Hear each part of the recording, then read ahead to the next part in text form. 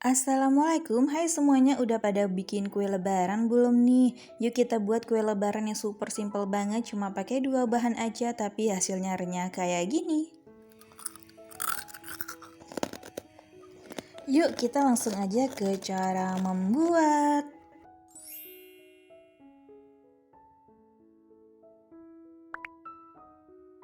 Pertama, siapkan 100 gram atau 10 sendok makan tepung terigu protein sedang.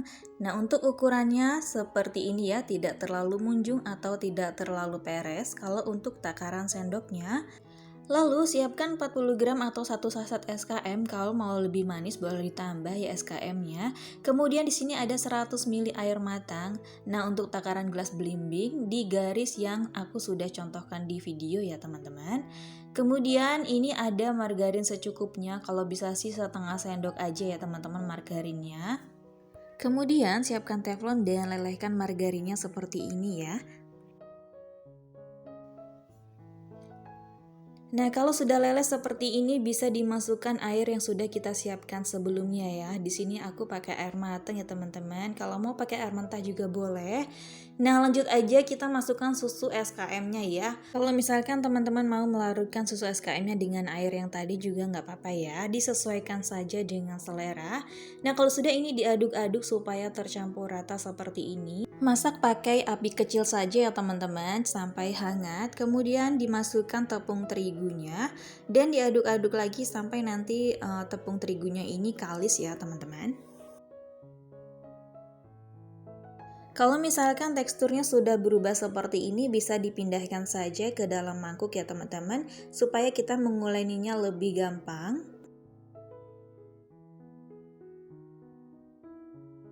Karena adonannya ini masih panas, jadi aku mengadonnya menggunakan spatula dulu seperti ini ya teman-teman. Nah, kalau misalkan sudah sedikit hangat, ini bisa kita uleni menggunakan tangan.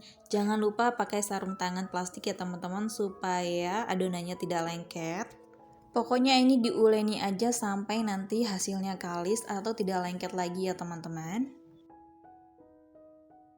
Nah, kira-kira adonannya seperti ini ya teman-teman ya, sudah nggak lengket lagi dan ini sudah kalis. Kemudian ini aku diamkan selama 20 menit ditutup menggunakan kain serbet seperti ini ya teman-teman. Dan kalau sudah 20 menit kain serbetnya ini bisa dibuka ya, kemudian dilihat ya adonannya ini sudah lebih rileks atau lebih lentur gini ya teman-teman. Nah, ini diuleni aja seperti ini, kemudian kita pindahkan ke atas alas kerja. Kemudian ini bisa diuleni sebentar saja dan dibentuk memanjang atau oval seperti ini ya. Sebenarnya ini sesuai selera aja membentuknya. Kalau misalkan teman-teman punya cara yang lebih praktis lagi boleh banget ya. Kemudian adonannya ini aku potong-potong menjadi beberapa bagian seperti ini ya.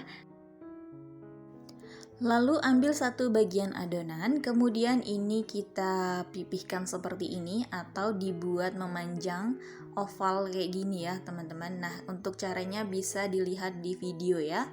Kalau sudah ini bagian pinggir-pinggirnya ini disisihkan dulu, kemudian dipotong-potong aja sesuai selera ya. Kalau aku mengukurnya menggunakan jari telunjuk seperti ini, nah hasilnya akan seperti ini ya. Kemudian kita lakukan semuanya sampai selesai ya teman-teman. Oh ya, kalau misalkan teman-teman menguleni atau menggulungnya itu agak lebih panjang, nanti hasilnya itu akan lebih banyak ya. Nah, kalau aku ini agak tebal sedikit, jadi hasilnya juga nggak terlalu banyak. Kalau semuanya sudah selesai dipotong-potong, di sini aku sudah siapkan garpu, kemudian ambil satu adonan dan dicetak aja menggunakan garpu seperti ini. Caranya ditekan setiap sisinya menggunakan garpu, jangan terlalu dalam ya. Nanti kuenya akan hancur. Pokoknya lakukan hal yang sama sampai semuanya selesai ya. Kalau misalkan kalian punya ide yang lain untuk mencetaknya, itu boleh banget ya. Nah, untuk hasilnya itu cantik kayak gini ya teman-teman, dan ini udah siap digoreng. Di sini sebelumnya sudah aku panaskan minyak secukupnya ya, dan langsung aja adonannya dimasukkan satu persatu supaya tidak lengket. Masak dengan api kecil supaya matang merata ya. Kalau misalkan belum kokoh jangan dibolak-balik supaya kuenya tidak hancur. Nah, kalau misalkan sudah kokoh sebagian, ini bisa dibolak-balik supaya nanti kuenya matang merata. Oke, ini kuenya sudah matang, warnanya sudah golden brown seperti ini, tandanya sudah siap diangkat dan ditiriskan. Kalau misalkan teman-teman mau hasil yang lebih banyak bisa dikalikan saja ya resepnya. Ini dia hasilnya teman-teman, warnanya cantik ya. Ini sebagian sudah diserbu sama bocil, saking gak sabarannya pingin nyomot. Oke, teksturnya itu kayak gini ya teman-teman.